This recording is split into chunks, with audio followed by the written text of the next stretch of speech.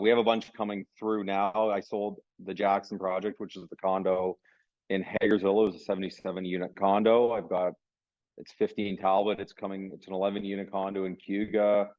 I've been working on one in Cuga called Thorburn Landing now. That's 100 units. Yeah. Some estate subdivisions, Grand York Estates. That was 70 1 acre estate lot.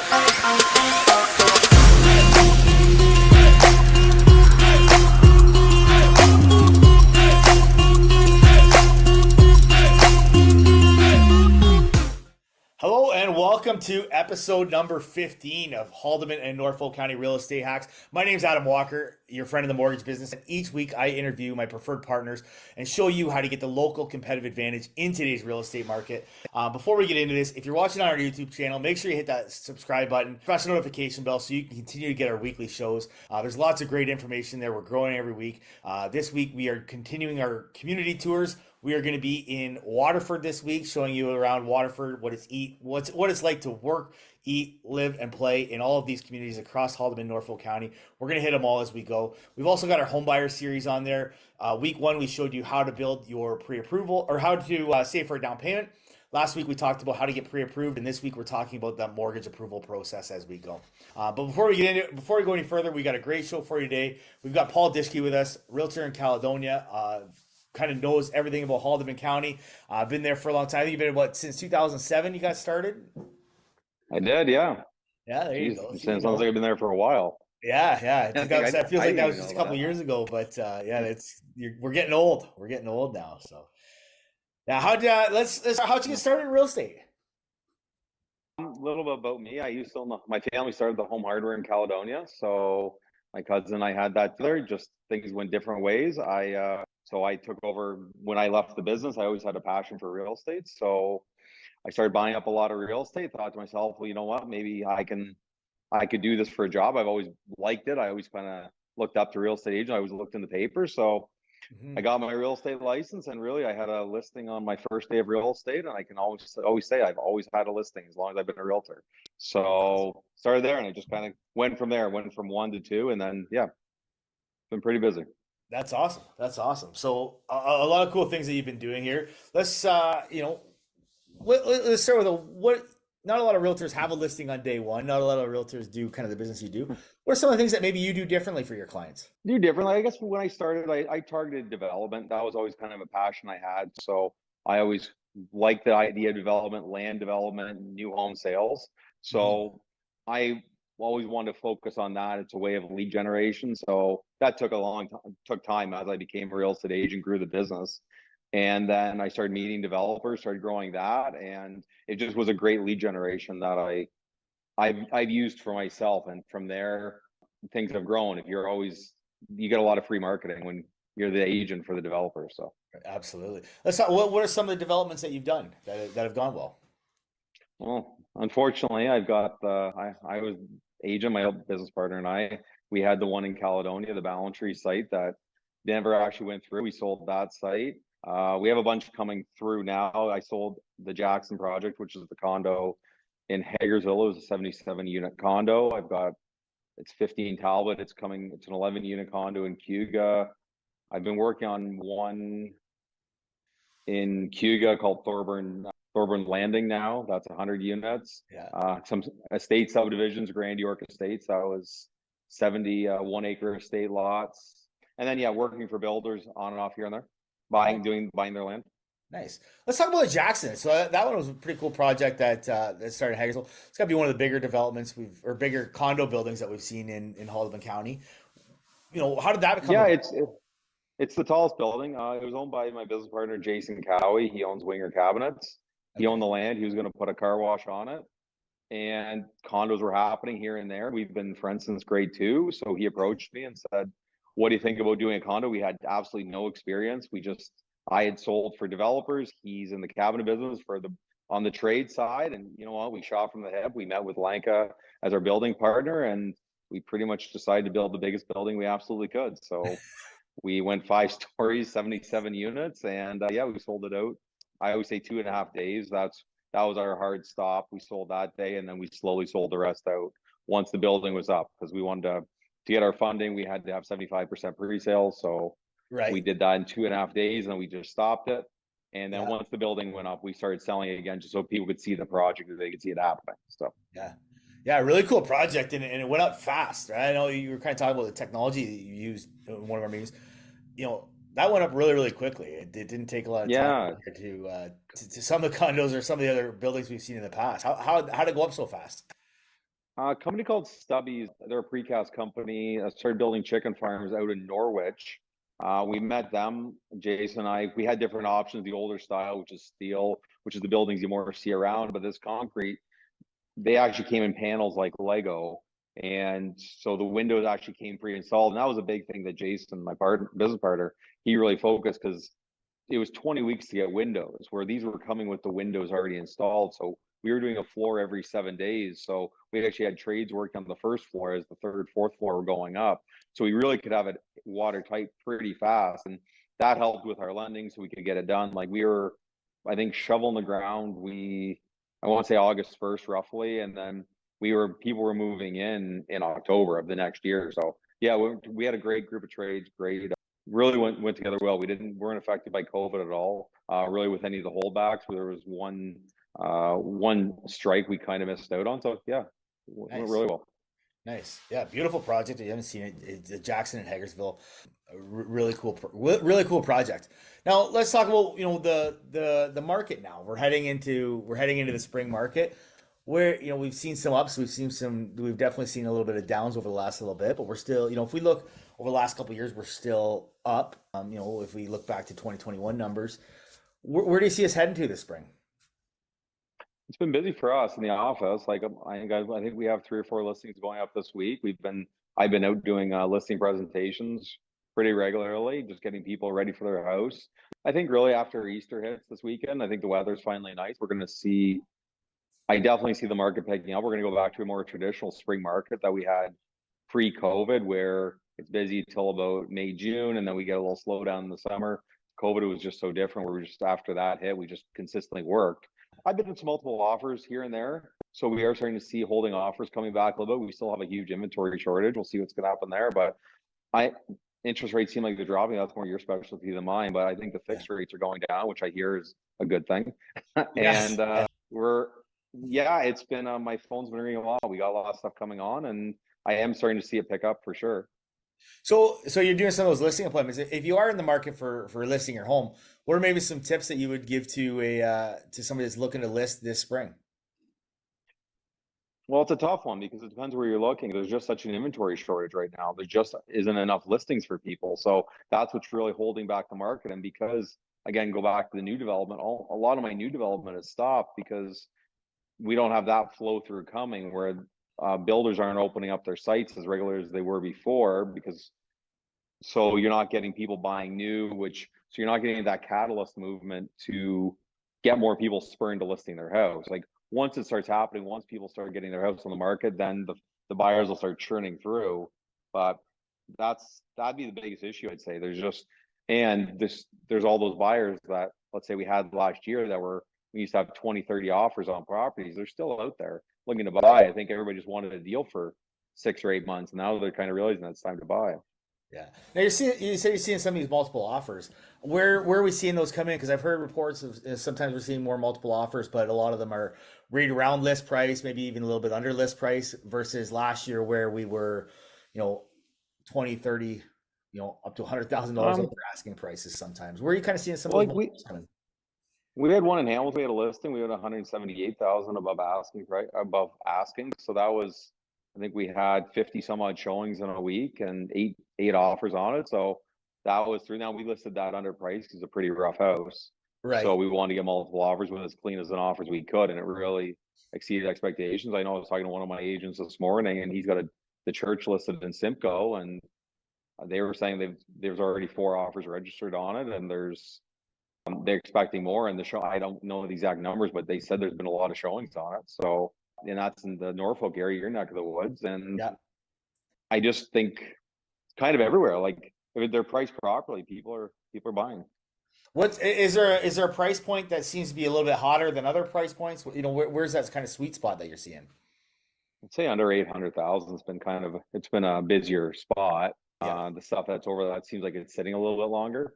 Yeah. And then anything over $1 million definitely is sitting longer than it was before. Again, you would know the interest rates better than me, but when you look at $1 million mortgage at what's a 5 year fixed at?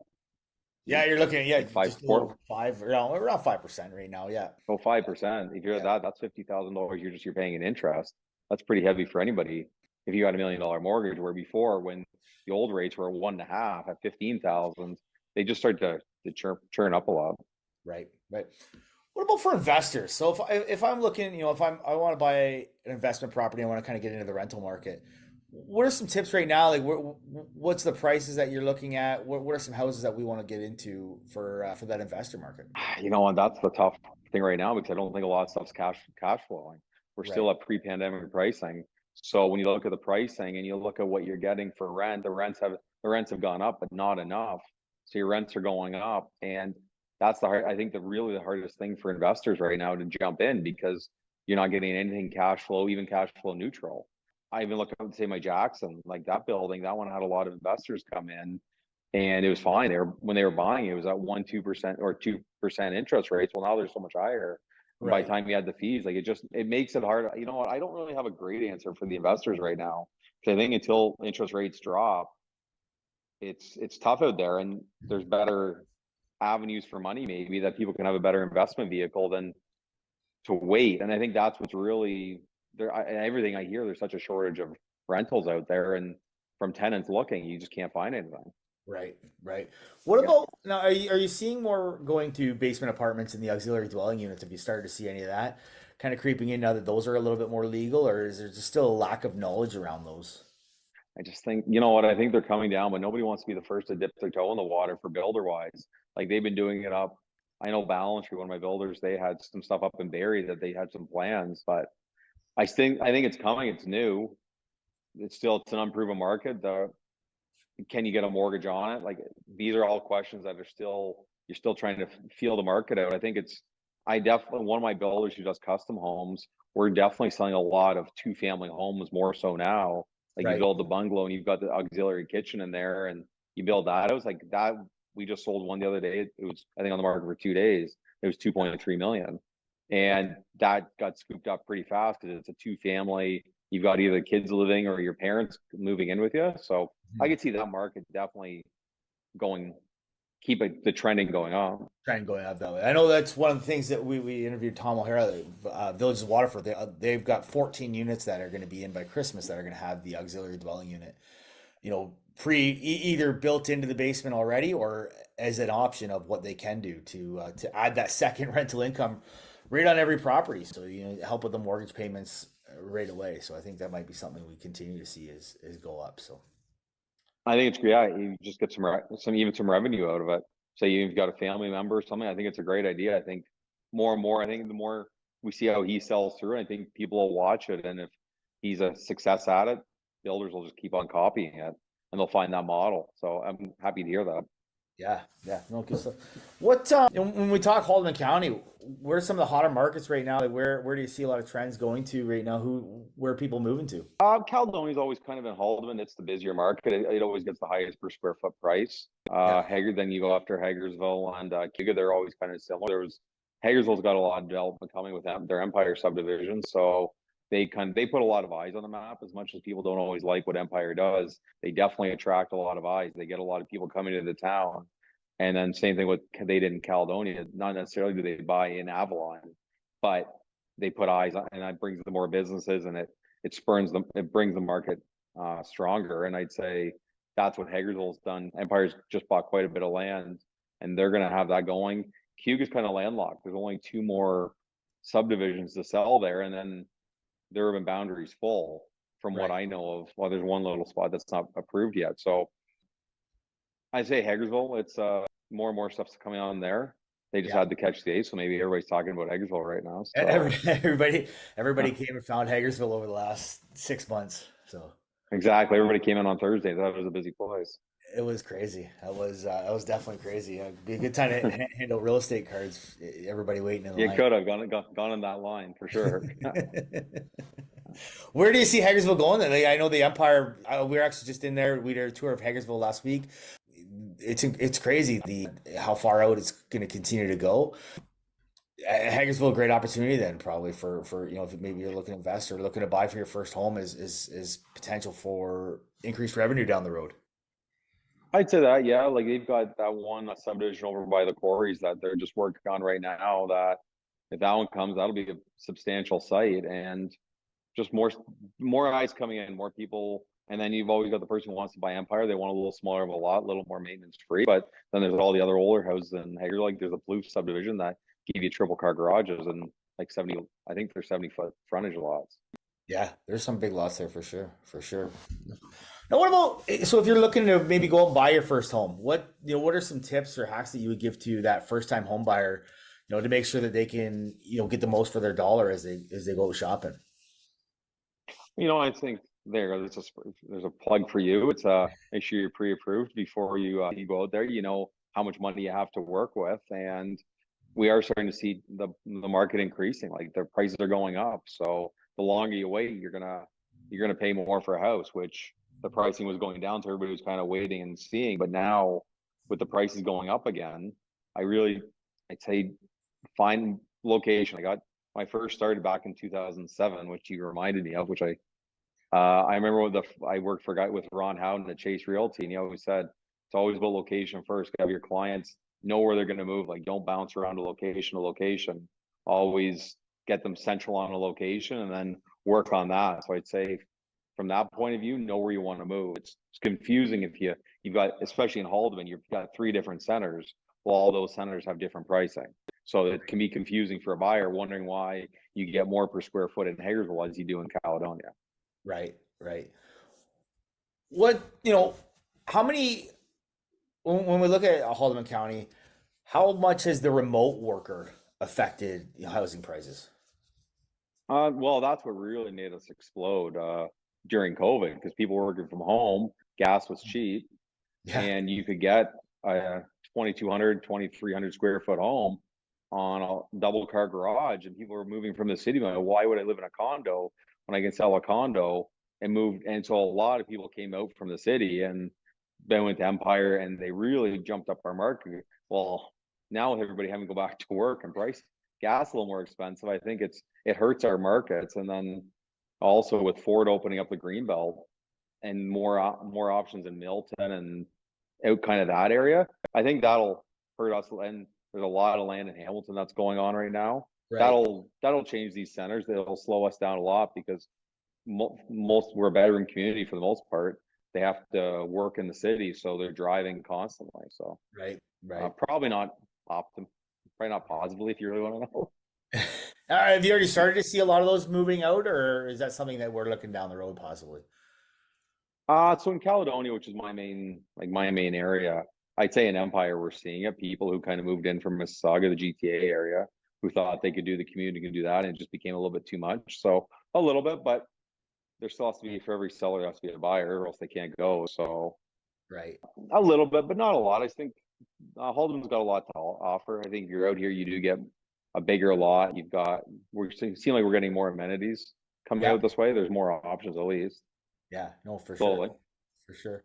Well, And let's there's the build on jobs are that. We there. always like to end our podcast, with promote a little bit of local. What's your favorite thing to do in the area? Oh, jeez, work. You know what? I got 2 young boys. I don't right now. Like my real life revolves around them. Like the amount of sports they play and what they do. I'd like to say that I do a lot in the area, but I drive them around a lot to the area for all the sports they play and all the stuff they do. So we've got some good restaurants. We got the Swiss Lemon out in Hagersville.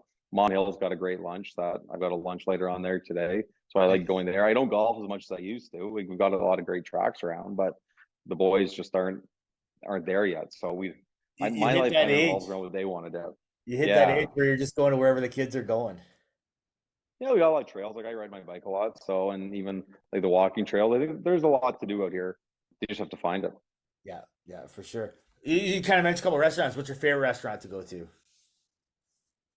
In Haldimand, Yeah, oh, it's probably Mont Hill, Big Pete's. yeah, big piece. Yeah, I like the grill. I go there probably way too much, but I like there. I don't know. I like Big Pete's. I think it's a gem in the community. A lot of people don't know about it. It was a private course for a long time, so I think Yeah. it going back to a semi private again, and they do a great lunch. I unfortunately they know my order way too well there. That's good. That's good. Awesome. Well, hey, thanks so much for joining us today. Lots of great little tips about the market, things going on as we go forward. So thanks for joining us. Hey, my pleasure. Thanks for calling me. Awesome. Thanks. Great.